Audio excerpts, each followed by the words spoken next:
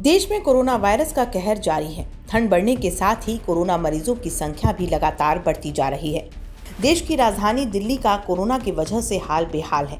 दुनिया के अन्य शहरों में जहां कोरोना मरीजों की संख्या लगातार घट रही है, वहीं दिल्ली में मामले लगातार बढ़ रहे हैं। नवंबर महीना दिल्ली के लिए काल बनकर सामने आ रहा है। दिल्ली में 11 नवंबर को कोरोना के रिकॉर्ड 8,593 मरीज दर्ज किए गए थे। 8 नवंबर को 7,745, तो वहीं 10 नवंबर को 7,830, जबकि 13 नवंबर को 7,802 मामले सामने आए थे। राजधानी दिल्ली में कोरोना मरीजों की संख्या बढ़ने के साथ ही केंद्र सरकार ने दिल्ली के अस्पतालों में कोविड स्पेशल बेड और खासकर आईसीयू बेड तत्काल बढ़ाने का सुझाव दिया है।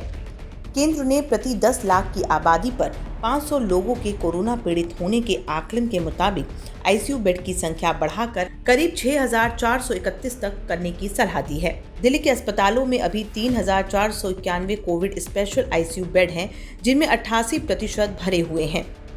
दिल्ली में कोरोना की वजह से बिगड़ती स्थिति को देखते हुए असम, तमिलनाडु, गुजरात, मध्य प्रदेश, उत्तराखंड, राजस्थान जैसे राज्यों से करीब 75 सेंट्रल पैरामिलिट्री डॉक्टरों और 250 पैरामिलिट्री स्टाफ को दिल्ली बुलाया गया है। केंद्रीय गृह मंत्रालय ने बताया कि कुछ डॉक्टर और स्टाफ दिल्ली पहुंच भी चुके हैं। मंगलवार से हर दिन 10,000 RT-PCR टेस्ट बढ़ाए गए हैं। आपको बता दें कि दिल्ली में आने वाले हफ्तों में स्थिति और भी खराब हो सकती है। पिछले कुछ हफ्तों से दिल्ली में कोरोना से बचाव के नियमों की बड़े पैमाने पर धज्जियां उड़ाई जा रही हैं। ऊपर से वायु प्रदूषण का स्तर भी बढ़ रहा है। ऐसे में राज्य और केंद्र सरकार के पास चुनौतियां तो हैं ही, लेकिन आम लोगों को भी सावधानी बरतने की जरूरत है।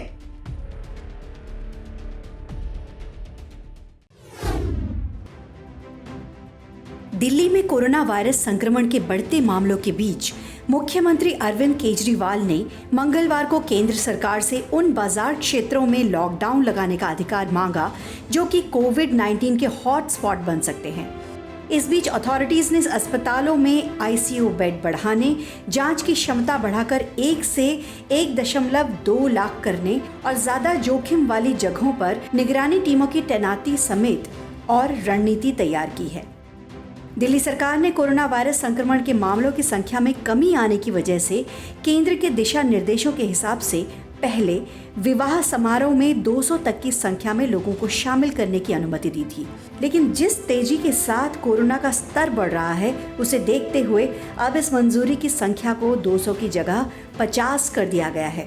साथ ही राजधानी में कोरोना वायरस के मामलों में बढ़ोतरी की वजह से बुधवार यानी आज से दिल्ली से नोएडा आने वाले लोगों की औचक तरीके से कोविड-19 की जांच की जाएगी। गौतम बुद्ध नगर के जिलाधिकारी सुहास एल वाई ने बताया कि नोएडा और दिल्ली के बीच लोगों की मुक्त आवाजाही पर किसी तरह की पाबंदी नहीं होगी। साथ ही कहा कि दिल्ली और बाकी जगहों से लोगों की आवाजाही की वजह से संक्रमण बढ़ा है, इसलिए ऐसे लोगों की औचक जांच की जाएगी और यहाँ के सभी संस्थानों को लक्षण वाले लोगों पर नजर रखने, पहचान करने और जरूरी इलाज मुहैया कराने के लिए परामर्श जारी किया गया है। बता दें कि ये औचक जांच रैपिड एंटीजन किट से की जाएगी। आपको बता दें कि दिल्ली में नवंबर के महीने में कोरोना के मामलों में लगभग 45% की बढ़त हुई है, जिनमें अगर हम पिछले महीने की तुलना करें तो कोरोना से होने वाली मौतों की संख्या 1,110 से 1,151 तक पहुंच चुकी है। साथ ही अक्टूबर के महीने में कोरोना का ग्रोथ रेट 35% से बढ़कर नवंबर में 45% तक पहुंच चुका है। नीति आयोग ने कहा है कि दिल्ली में अभूतपूर्व हालात पैदा हो गए हैं जो आगामी सप्ताह में और भी बिगड़ सकते हैं। उसने आशंका जताई कि दिल्ली में प्रति 10 लाख कोरोना महामारी से पीड़ितों की दर मौजूदा 361 से बढ़कर 500 तक पहुंच सकती है। आयोग ने त्योहारों में कोरोना से बचाव के सारे नियमों की धज्जियां उड़ाने को इसकी बड़ी वजह बताया है।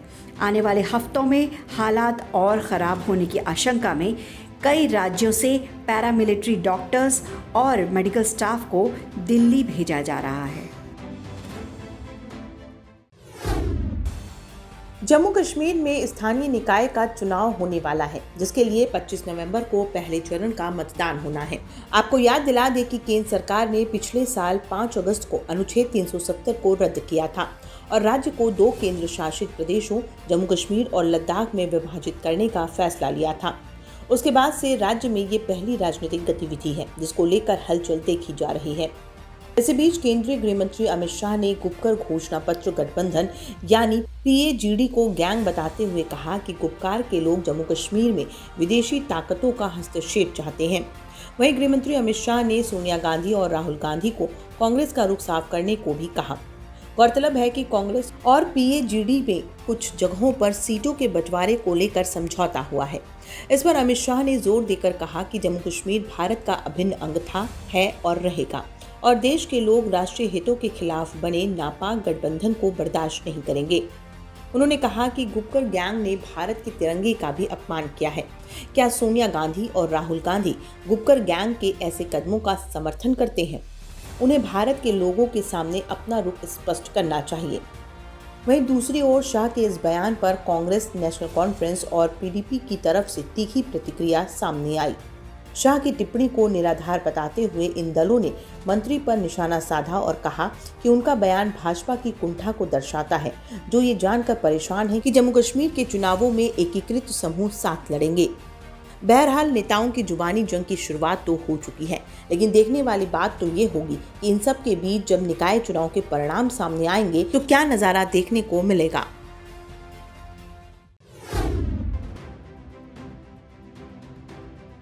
उत्तर प्रदेश में सहायक शिक्षकों को सुप्रीम कोर्ट ने बड़ी राहत दी है। आपको बता दें कि इस साल सहायक शिक्षकों की नियुक्ति बढ़े हुए कट ऑफ के आधार पर ही होगी। सुप्रीम कोर्ट ने इस बारे में हाई कोर्ट के फैसले पर मुहर लगा दी है। मामला राज्य में 69,000 असिस्टेंट टीचर की नियुक्ति से जुड़ा था। सुप्रीम कोर्ट के फैसले के बाद सभी पदों को भरने का रास्ता अब साफ हो गया है।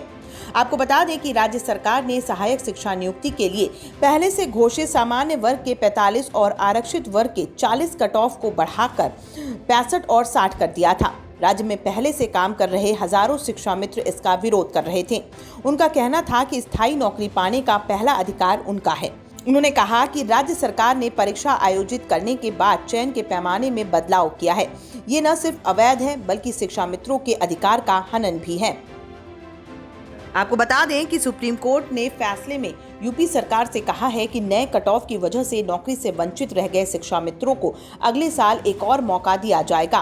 कोर्ट ने कहा है कि राज्य सरकार अपने आश्वासन के मुताबिक अगले साल शिक्षा मित्रों को सहायक शिक्षक के पद पर नियुक्ति का एक अवसर दे। सुप्रीम कोर्ट के इस फैसले से सहायक शिक्षकों में खुशी की लहर है।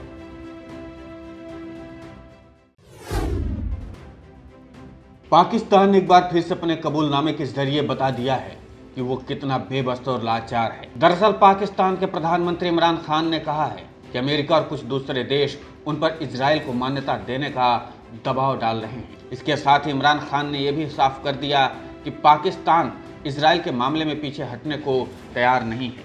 इमरान ने इशारा किया कि जो देश उन पर इजराइल को मान्यता देने का दबाव डाल रहे हैं उन सभी से पाकिस्तान के दोस्ताना रिश्ते हैं। इमरान ने इजराइल के मामले पर कुछ ज़्यादा बताने से परहेज किया, लेकिन इमरान ने कहा कि पहले उन्हें फिलिस्तीन का मसला निपटाना होगा, उसे मान्यता देना होगा, तब तक हम इस बारे में कोई विचार करने के लिए तैयार नहीं हैं। इमरान ने कहा इसमें कोई दो राय नहीं है कि अमेरिका पर इजराइल का गहरा प्रभाव है और इस बात को कोई नकार नहीं सकता है। ट्रंप के दौर में यह और ज़्यादा हो गया था।